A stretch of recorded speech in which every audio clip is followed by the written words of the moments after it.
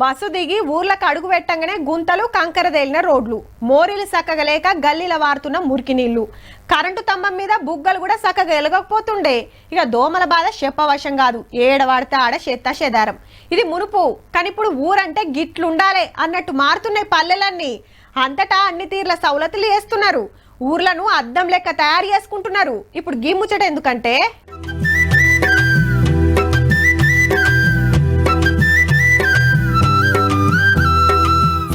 CC రోడ్లు, అటు ఇటు పచ్చదనం, ఇంటింటికి చెట్లు, ఇంటింటికి నల్ల నీళ్లు, టాయిలెట్లు. ఊర్లను గిట్లా డెవలప్ చేసుకున్నారు కాబట్టి వరంగల్ జిల్లా నారాయణ తండ, ముగ్దుపురం ఊర్లకు సెంటర్ అవార్డులు వచ్చినాయి. మళ్ళా మా ఊర్లో రోడ్లు లేవా, మా ఇంటికి నల్ల నీళ్లు రావా అనుకోవచ్చురు. మొన్నటిదాకా సౌలతులు చక్కగా లేకుండేనట. ఊరోళ్ళంతా ముంగటబడి అన్ని తీర్ల చేసుకునే వరకు సెంటరోళ్ళ నజర్ల పడి ఉత్తమ గ్రామ పంచాయతీల అవార్డులకు ఫైనల్ చేసిండ్రు. ముగ్గుపురంలో 320 ఇండ్లుంటే ఊర్లో ఏ ఇంటికి సుత నీళ్లకు తిప్పలు లేకుండా చూసుకుంటున్నారట. ఇంటింటికి నల్లాలు ఉన్నాయి, ప్రతి రోజు నల్లాలు వస్తాయి. ఒక్క రోజు దబ్బున తప్పిదారి ఎక్కడన్నా నీళ్లు రాకుండా ట్యాంకర్ తోటి తెచ్చిపోతారు.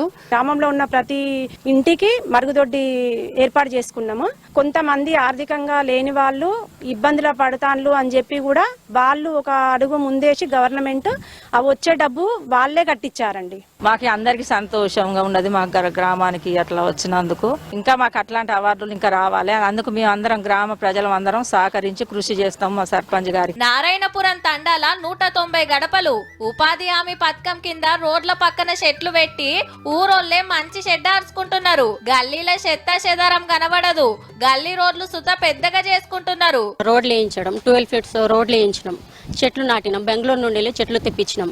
రకరకాల అంటే మామిడి చెట్లు గాని, అశోక చెట్లు గాని, రకరకాల కొత్త కొత్త చెట్లు తెప్పించి నాటడం జరిగింది. వరంగల్లో కూడా చేయని, నర్సంపేటలో చేయని రోజులు శానిటేషన్ గ్రామంలో ఏ చెత్త చెదారం లేకుండా ఇప్పటి వరకు 4 నెలలు నిరంతరంగా మా బాధ్యతను మరింతగా పెంచడం జరిగింది. అదేవిధంగా ఇంకొన్ని ఏమన్నా ఉంటే ఇంకా పలు అభివృద్ధికి పనులను గాని మేము గ్రామ పంచాయతీ పాలకవర్గం తరపున గ్రామ ప్రజల సహకారంతో ఇంకా అభివృద్ధి ప్రణాళికలు చేసి ఇంకా డెవలప్మెంట్ చేస్తామని.